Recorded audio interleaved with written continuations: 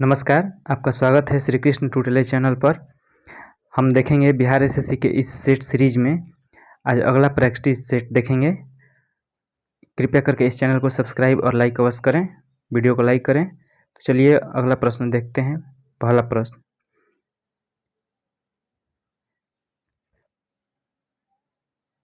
प्रश्न है, प्रथम स्वतंत्रता संग्राम में बल्लभगढ़ के निम्नलिखित राजाओं में से किसने दिल्ली में क्रांतिकारी सेना का नेतृत्व किया था? Option A Raja Karan Singh, option B Raja Nahar Singh, option C Surajbhan, option D Raja Satyapal. इसका सही उत्तर हो जाएगा ऑप्शन बी राजा नाहर सिंह।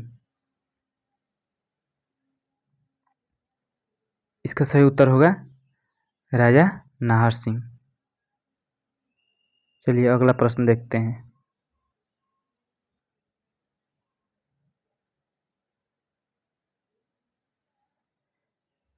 बिहार के पहले मुख्यमंत्री कौन थे? ऑप्शन ए श्री कृष्ण सिंह, श्री कृष्ण राय, श्री कनिष्क सिंह, उपरोक्त में से कोई नहीं। तो इसका सही उत्तर होगा श्री कृष्ण सिंह। जो श्री कृष्ण सिंह थे ये बिहार के पहले मुख्यमंत्री थे। चलिए बिहार के बारे में कुछ और जानकारी देखते हैं। जैसे बिहार का लोकसभा सीट कितना है? 40। बिहार में लोकसभा की सीट कितनी है? 40 और राज्यसभा का 16। बिहार के पटना में डॉल्फिन अनुसंधान संस्थान केंद्र वहाँ पे बनाया गया है। चलिए अगला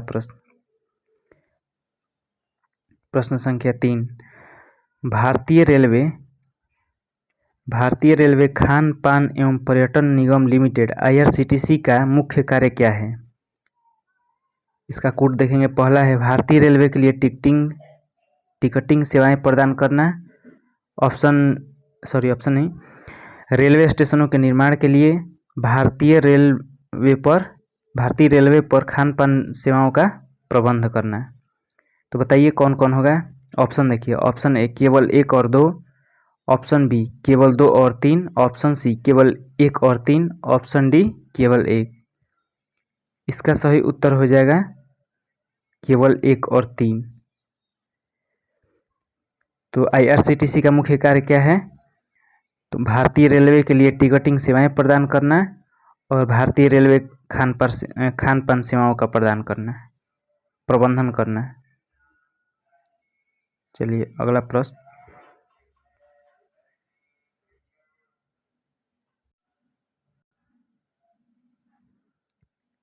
कुतुब मीनार का पुनर्निर्माण किसने करवाया था? ऑप्शन देखते हैं। शमसुद्दीन इल्तुतमिश, फिरोज शाह तुगलक, बलबन, बाबर। इसका सही उत्तर हो जाएगा फिरोज शाह तुगलक। जो फिरोज शाह तुगलक था इसने ही कुतुब मीनार का पुनर्निर्माण करवाया था। नींव किसने रखा था? कुतुबुद्दीन ऐबक ने कुतुब मीनार का नींव रखा था। और दिल्ली सल्तनत की दरबारी भाषा फारसी थी। चलिए अगला प्रश्न।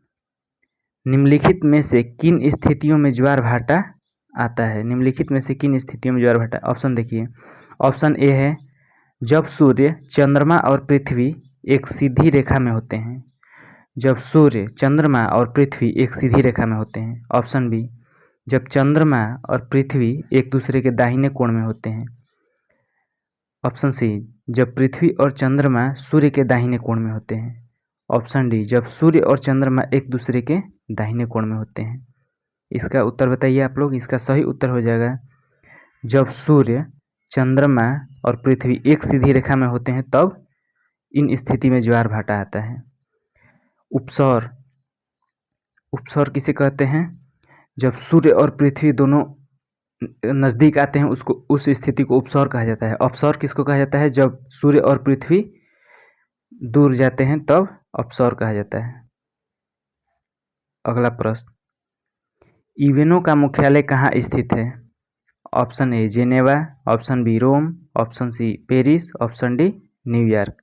तो बताइए इसका यूएनओ का मुख्यालय कहाँ स्थित है? इसका सही हो जाएगा यूएनओ का मुख्यालय न्यूयॉर्क में स्थित है। कहाँ पे? न्यूयॉर्क में। चलिए अगला प्रश्न। ताशकंद समझौते पर कब हस्ताक्षर किए गए थे? ऑप्शन देखिए, option A 1948, option B 1966, option C 1972, option D 1999। तो बताइए ताशकंद समझौता पर कब हस्ताक्षर किया गया था? इसका सही उत्तर हो जाएगा 1966।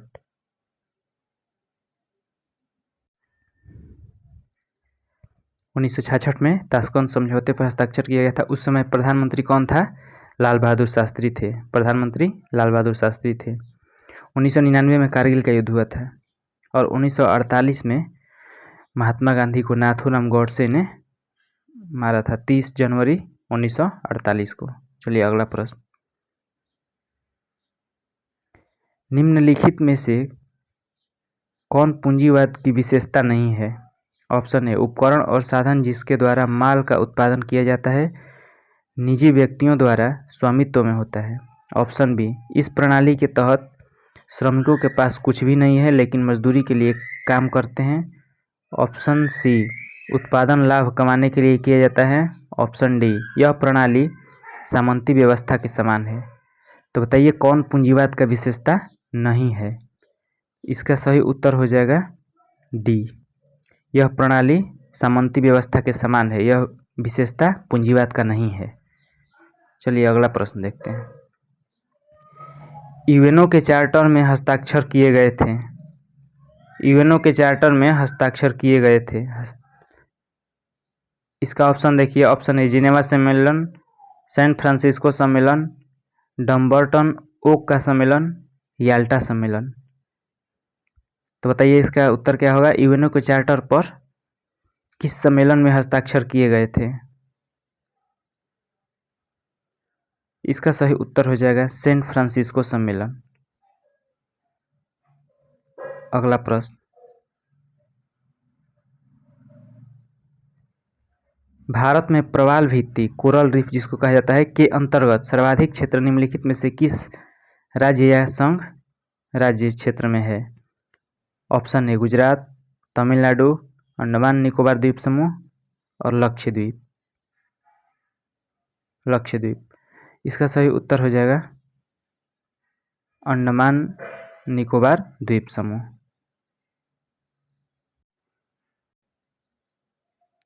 चलिए नेक्स्ट प्रश्न देखते हैं, निम्नलिखित में से कौन से प्रमुख उत्पादक राज्य विशेष फसल का सही मिलान नहीं किया गया है? इसमें कि कौन सा सही है और कौन गलत है इसको आपको बताना है। ऑप्शन ए ज्वार महाराष्ट्र, ऑप्शन बी मूंगफली गुजरात, ऑप्शन सी मक्का कर्नाटक, ऑप्शन डी गन्ना ओडिशा। तो ज्वार महाराष्ट्र में उत्पादन होता है, सही है। मूंगफली गुजरात में होता है, सही है। मक्का कर्नाटक में, ये भी सही है। गन्ना, ये जो गन्ना है यह उड़ीसा नहीं होगा। गन्ना मुख्य रूप से यूपी में होता है, यूपी में उत्पादन इसका ज़्यादा होता है। तो इसका उत्तर हो जाएगा ऑप्शन डी गन्ना। अगला प्रश्न देखते हैं, भारत में किस वर्ष वन्यजीव संरक्षण अधिनियम लागू हुआ? भारत में किस वर्ष वन्यजीव संरक्षण अधिनियम लागू हुआ? Option A 1972, option B 1986, option C 1946, option D 1932। तो बताइए भारत में किस वर्ष वन्यजीव संरक्षण अधिनियम लागू हुआ? इसका सही उत्तर हो जाएगा 1972।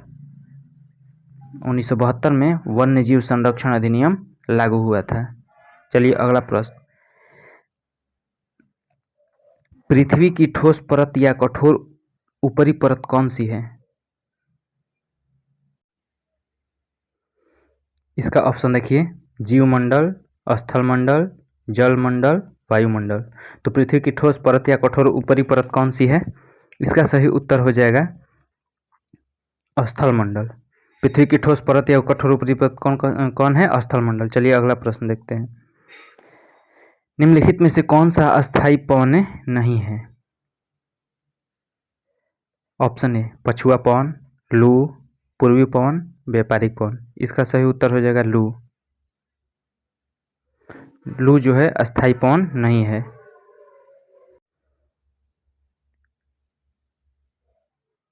चलिए अगला प्रश्न देखते हैं। अगला प्रश्न है, उम्मीदवार के चुनाव के परिणाम की घोषणा कौन करता है? उम्मीदवार के चुनाव की परिणाम का घोषणा कौन करता है? ऑप्शन ए राज्य चुनाव आयोग, निर्वाचन अधिकारी, मुख्य चुनाव अधिकारी, चुनाव आयुक्त द्वारा नियुक्त पर्यवेक्षक।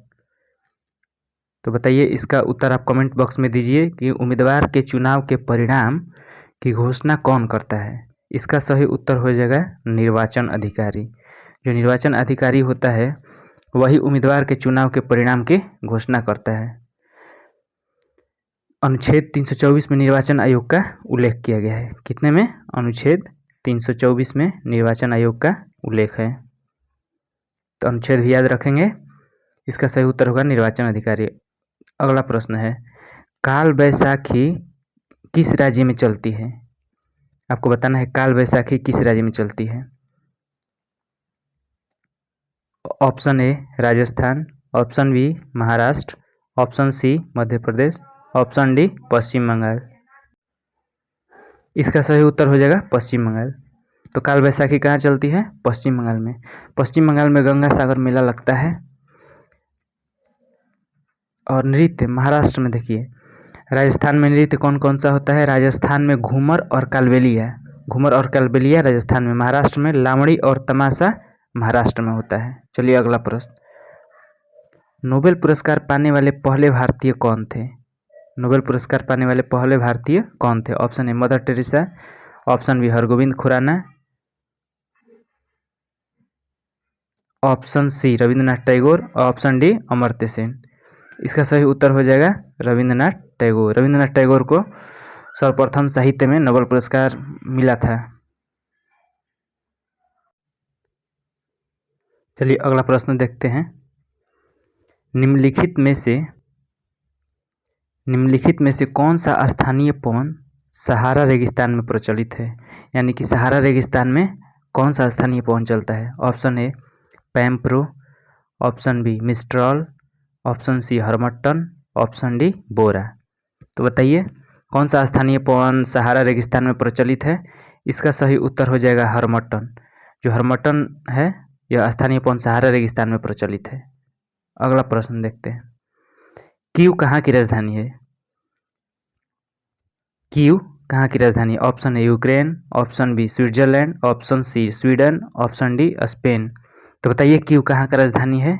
इसका सही उत्तर हो जाएगा यूक्रेन।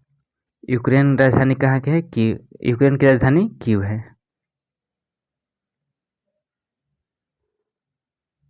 अगला प्रश्न, भारत के उपराष्ट्रपति को कितने वर्ष की अवधि के लिए चुना जाता है? तो आपको बताना है कि भारत के उपराष्ट्रपति को कितने वर्ष की अवधि के लिए चुना जाता है। Option A 6, option B 5, option C 2, option D 3। तो बताइए भारत के उपराष्ट्रपति को कितने वर्ष की अवधि के लिए चुना जाता है? इसका सही उत्तर हो जाएगा 5 वर्षों की अवधि के लिए चुना जाता है। चलिए अगला प्रश्न देखते हैं, भारत सरकार के सिक्कों पर अंकित शेर का चिन्ह कहाँ से लिया गया है? जो सिक्कों पर शेर होता है, शेर का चिन्ह वह कहाँ से लिया गया है? ऑप्शन ए सारनाथ के स्तंभ से, ऑप्शन बी सांची के स्तूप से, ऑप्शन सी लौरिया नंदनगढ़ के स्तंभ से, ऑप्शन डी अमरावती के स्तूप से। इसका सही उत्तर हो जाएगा सारनाथ के स्तंभ से। सारनाथ कहाँ है? वाराणसी में है। और महात्मा बुद्ध ने कुशीनगर में अंतिम उपदेश दिया था। कहाँ पे? कुशीनगर में महात्मा बुद्ध ने अंतिम उपदेश दिया। और सबसे ज़्यादा बार कहाँ पे दिया है? तो श्रावस्ती में सबसे ज़्यादा बार उपदेश दिया है महात्मा बुद्ध ने। चलिए अगला प्रश्न है, भारत की सबसे बड़ी बहुउद्देशीय नदी घाटी परियोजना कौन सी है? भारत की सबसे बड़ी बहुउद्देशीय मीन्स जिससे बहुत सारे उद्देश्यों की पूर्ति होता है, जैसे उस नदी घाटी परियोजना से बिजली निर्माण करना, सिंचाई की व्यवस्था करना इत्यादि। तो बताइए भारत की सबसे बड़ी बहुउद्देशीय नदी घाटी परियोजना कौन सी है? ऑप्शन ए दामोदर घाटी परियोजना, ऑप्शन बी हीराकुंड परियोजना, ऑप्शन सी चंबल घाटी परियोजना, ऑप्शन डी भाखड़ा नांगल परियोजना। इसका सही उत्तर हो जाएगा भाखड़ा नांगल परियोजना। सबसे बड़ी बहुउद्देशीय नदी घाटी भाखड़ा नांगल। भाखड़ा नांगल किस नदी पर बना हुआ है? तो भाखड़ा नांगल सतलज नदी पर बना हुआ है। यह सतलज नदी पर बना हुआ है। भाखड़ा सतलज नदी पर, चंबल घाटी परियोजना चंबल नदी पर, हीराकुंड महानदी पर जो उड़ीसा में है, दामोदर घाटी परियोजना नर्मदा नदी पर। तो इसका सही उत्तर हो जाएगा भाखड़ा नांगल परियोजना, सबसे बड़ी बहुउद्देशीय नदी घाटी परियोजना है। अगला प्रश्न देखते हैं। बाबा फरीद का संबंध निम्नलिखित में से किस क्षेत्र से था? बाबा फरीद किस क्षेत्र से संबंधित थे? Option A Sindh, option B Punjab, option C Maharashtra, option D Bengal. तो बताइए बाबा फरीद का संबंध निम्नलिखित में से किस क्षेत्र से था?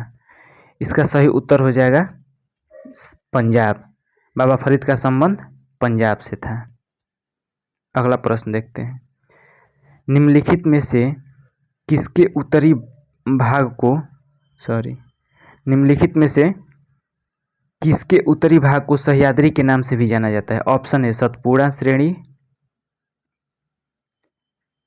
ऑप्शन बी विंध्य श्रेणी, ऑप्शन सी पश्चिमी घाट, ऑप्शन डी पूर्वी घाट। तो बताइए निम्नलिखित में से किसके उत्तरी भाग को सह्याद्री के नाम से भी जाना जाता है? इसका सही उत्तर हो जाएगा पश्चिमी घाट। इसका उत्तर हो जाएगा पश्चिमी घाट। चलिए अगला प्रश्न, और आज का अंतिम प्रश्न देखेंगे। श्वेत क्रांति का जनक के रूप में किसे जाना जाता है? इसका उत्तर आप कमेंट बॉक्स में अवश्य दीजिएगा। Option A MS. Swaminathan, option B V Kurien यानी कि Verghese Kurien, option C KN. Bahl, option D इनमें से कोई नहीं। तो बताइए श्वेत क्रांति के जनक के रूप में किसे जाना जाता है? इसका सही उत्तर हो जाएगा वर्गीज कुरियन यानी कि वी कुरियन। वर्गीज कुरियन को श्वेत क्रांति के जनक के रूप में जाना जाता है। तो आज के लिए बस इतना ही प्रश्न। इस प्रश्न रणजी ट्रॉफी किस खेल से संबंधित है? इस प्रश्न का उत्तर आप कमेंट बॉक्स में दीजिएगा। रणजी ट्रॉफी किस खेल से संबंधित है? ये जो प्रश्न है रणजी ट्रॉफी किस खेल से संबंधित है, इसका जवाब आप कमेंट बॉक्स में अवश्य दीजिएगा। और पीछे जितने भी वीडियो है प्रैक्टिस सेट का, उस वीडियो को आप अवश्य देखें और लाइक और शेयर अवश्य करें तथा चैनल को सब्सक्राइब करें। इस बिहार एसएससी के सेट सीरीज में आज देख रहे थे बिहार सेट संख्या 6। तो चलिए आज के लिए इतना ही। धन्यवाद।